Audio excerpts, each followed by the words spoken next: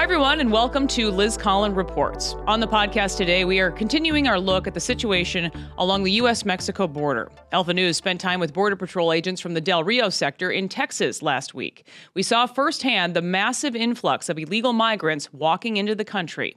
My guest today is the Border Patrol Chief for the Del Rio sector, Jason Owens. Chief Owens, thank you so much for joining me. Big thank you also to your team for having us last week and all the time they spent with us as well. Well, thanks for having us, and thanks for joining us out here. Hopefully you had a good visit. It always means a lot to us whenever somebody takes the time out of their schedule to come down and actually get firsthand perspective of what we go through every day. Yeah, Chief, I think it was so eye-opening for myself and the photographer who made the trip with me. We just thought it was so important for Minnesotans, Minnesota news crew, to see what you guys are experiencing every day. And I kind of wanted to start there for our audience. The statistics are staggering, what your teams are dealing with. Just sort of set the scene there. How many migrants are your agents seeing every day in the sector? Some reporting, I know just out this week, that this is showing certainly no signs of slowing down. So for us, I can tell you the Del Rio sector is one of 9 sectors that exist along the southwest border with Mexico. And you've heard the numbers, I'm sure, about over 2 million apprehensions for the last fiscal year. And for the government, the fiscal year goes from October 1 to September 30th. So when I'm talking about fiscal year 22, we just closed out that fiscal year on September 30th, and we're now into fiscal year 23. Well, for fiscal year 22, we closed out the year in Del Rio sector alone with over 480,000 apprehensions. So just shy of 500,000 apprehensions. And this is one of the smaller, more remote sectors along the southwest border. Now, to kind of put that into perspective, the previous fiscal year, FY21, that's the year that saw the Haitian migration, the bridge incident that was all over the news. That year, we closed out with over 259,000 apprehensions. That year was more than the previous 9 fiscal years combined. So if you think fiscal year 21 was record-breaking in that sense, last year we almost doubled it. And so far this year, this fiscal year to date, we're about 50% higher than we were in fiscal year 22 this same time. Wow, that certainly puts things into perspective. And explain your manpower there. I know you've been able to bring some more agents down to that side of the country, but you can clearly see when you're there in person, this is just a math problem. Your agents are outnumbered. Well, of course. And to be fair, every single Border Patrol sector you go to, you're going to find this same problem in varying degrees. But here in the Del Rio sector, we have over 240 miles of border with Mexico, over 47 counties, and 53,000 square miles in Texas. And so to accomplish that mission, we have 8 different stations, 6 checkpoints. And so we have just about 1,700 sworn agents and then another 200 or so support staff to accomplish that. And that sounds like a lot until you start talking about 24 hours a day, 7 days a week, 365 days a year, accomplishing that the entirety of the 240 miles of border, all of the checkpoints, all of our boat patrols, all of the administrative efforts. It's just a massive law enforcement operation, and every Border Patrol sector is like that. But take into account that with the flow that we're seeing right now, most times we have 40 to 50% of that manpower on duty is dedicated exclusively to the processing effort for the migrants that are basically crossing and turning themselves into us. We heard that the governor of Texas now has gone so far as to declare this an invasion. Would you call it that? So for me, going back, I've been doing this for 26 years, and I have seen influxes. This is the worst influx I have ever seen. Inevitably, this seems to come and go in waves. And one of the things I always point out is there's always 1 or 2 areas along the border that is getting hit hardest. And if you look back to when I started back in the 90s, it was, San Diego. You probably think back to those times, and you think back to, Operation Rio Grande, Gatekeeper, Hold the Line. And then it shifted over to Tucson. It was in Tucson for most of the 2000s. And then about 2012, it shifted to the Rio Grande Valley. And now it's come over to us and El Paso. So I think this is in part, for whatever reason, this is just Del Rio's time to be getting hit harder than everybody else.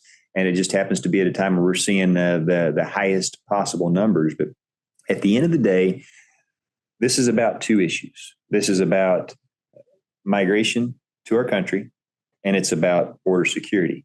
And those two, they intersect and they impact one another, but they are very separate issues. So when you have folks that are coming for the purpose of staying into this country, they're turning themselves in, they're actually crossing, albeit illegally, and they're seeking out a Border Patrol agent to turn themselves in because they want to be here and stay in this country. That's not the function of the United States Border Patrol. Our function is one of border security. Our job is to be out on patrol, keeping the bad things and bad people from coming in. And when we're stuck dealing with this humanitarian crisis, we cannot be out there on patrol interdicting narcotics, the sexual predators, the gang members, the cartel members, all of these things that we see on a daily basis, in addition to this influx that we've been seeing for the past couple of years. So then how is your morale among your agents? I mean, is it fair to say that they can even really stay positive when this is their daily reality, Chief? Well, naturally, it's tough. Absolutely. And you talk to anybody in this uniform, and we're going to be frustrated when we can't get out there and do the job that we signed on to do, because we see the dangers every day. We know that there are threats out there to our communities and to the people that we serve. The one thing I will say about the men and women that wear this uniform is they are some of the most resilient and dedicated people I have ever had the pleasure to know. That despite everything they go through and have gone through, especially here in this sector. I mean, you look at what happened in September of 21 with the Haitian migration. You look at what's been happening in Eagle Pass. The sheer number of deaths that they've dealt with, the rescues, over 3,000 rescues in fiscal year 22. These are lives saved by Border Patrol agents. The incident in Uvalde that our men and women were involved in, they've taken some hard hits. They have absolutely weathered a storm. But what people don't talk about is every single day they wake up, they put this uniform back on, and they go back out there and they do the job again. That kind of dedication demands our admiration and respect and our attention. So yes, morale is an issue because they simply want to do their job. They want to get out there and work. We need to take notice of that. We need to take notice of the fact that it is impacting them. And the best thing the best medicine for that is to enable them to do their job and to just be supportive. Every time it seems small, but anybody that's a member of the public or the communities coming up and saying thank you or that we support you, you can't put into words what that means for these men and women. And you could certainly see that dedication on full display to the job when we were there in town, Chief. No doubt about it. You did mention this humanitarian crisis, the Border Patrol calling it that again and again. But talk a little bit more about that, why this is a humanitarian crisis. Lives are being lost. Lives are being put in danger. From the moment a migrant leaves their home and they put themselves in the hands of the cartels or smugglers, they are in harm's way. Period. End of story. From the moment they are transiting through Mexico, no matter how they get there, when they get to the border area, when they cross over a very dangerous river, people drown in it every single year. They're being drugged through the middle of the desert in extreme austere conditions. They're being left behind if they can't keep up. They're being extorted for money. They're being assaulted. They're being robbed. They're being raped. Some of them are being killed. They're being abandoned. They're being stuffed in stash houses for weeks on end with no running water, no air conditioning, no bathroom facilities. And we're talking upwards of 50, 60 people in a house that's meant to hold a family of 4. After that, they're stuffed and locked in the back of a tractor trailer or on a train with no means of escape. And we've seen the results of that going back to when I was in Laredo, when we had the 10 migrants that died in the parking lot at San Antonio Walmart, and most recently the 53 that perished in the back of a tractor trailer. Those incidents are occurring now on both sides of the border. The smugglers don't care. They don't care who lives or who dies. They only care about making the money. That's what makes this a humanitarian crisis, because there are lives that are being put in danger because of the way things are happening. And a historic number of lives lost just within the last fiscal year of people making this journey. Absolutely. It was, I think we were just shy of 260 here at this sector alone. I think there was around 800 for the entire year that we know of. Now, that's another important aspect to keep in mind. Those are numbers that we know about, and those are just that Border Patrol had a hand in. There are deaths that take place that the government of Mexico recovers that don't get counted in that number. And there are also certainly deaths that have taken place out in the desert and the more remote regions that we can't get out there and patrol because we are dealing with this migrant influx that we are bound to find down the road. Sometimes it may be years later and we only find skeletal remains. And it's hard to know when that person perished. But they were migrants that were crossing through some of the most dangerous terrain in this country and were most likely abandoned by the smugglers. And that's something I'm curious as well. Do you think that the border really gets the attention that it deserves? You're talking about these just horrific stories, but sometimes it's perhaps just a few seconds, if it's even mentioned at all, in nightly newscasts. Do you think it needs more attention from the media, from politicians? I do, and of course, it's one thing for me to say that, being this is my life, this is what I do. This is where I live. This is my home. And I think if you talk to most people that live here on the border, and you saw it yourself, it's very different coming down here and actually experiencing it than just watching a couple sound bites on the news or reading about it on social media. It is an all day, everyday thing that not just my men and women, but the members of our community are living every single day. It is a constant onslaught. It does not stop. And I'll give you an example. We have our boats that are out on patrol on the river. When the rains had come and the water was even higher than it is now, we had a family, a mom and some children that were washed away. And in one single event, we had my boat patrol agents recovered a 3-year-old lifeless body from the river, trying to do CPR. Recovered the mom, who was inconsolable, obviously, at that point. Across the river, the government of Mexico authorities had recovered, I think it was a 5-year-old child, also deceased. And then an infant, recovering the baby out of the water and doing CPR on him, sent him to the hospital, come to find out the infant ultimately perished as well. Can you imagine, especially being a parent, seeing that and what that must be like? And when you go home at the end of the day, and you see your kids, you just want to hug them. You can't help but see your family when something bad like that happens. Mm-hmm. You go to bed and you wake up, and guess what you do the next morning? You go right back to the same thing over and over, knowing it's going to happen again. That is the reality that these men and women and the members of our community are seeing every single day. And no, I don't think the majority of this country is getting the full sense of what's happening down here. How concerned are you, Chief, with the ending of Title 42 now weeks away? But what kind of effect do you believe that will have in your sector specifically?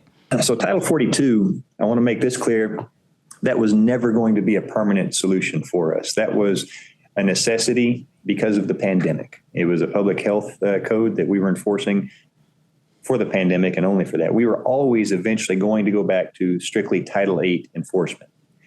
And so for the most part, that's what's been done here. There's a small portion of the folks that we apprehend are still amenable to Title 42. I think the last number I looked at was anywhere from 25 to 30%. The majority are already amenable to Title 8. So in terms of that type of an impact, it would be one that we can absorb.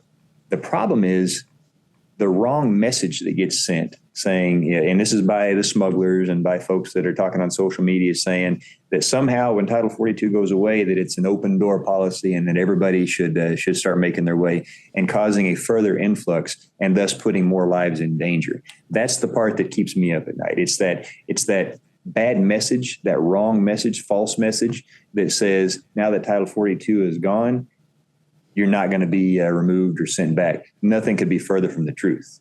We still and always will enforce Title 8. If you enter the country illegally, you're going to be set up for removal proceedings because you entered the country illegally.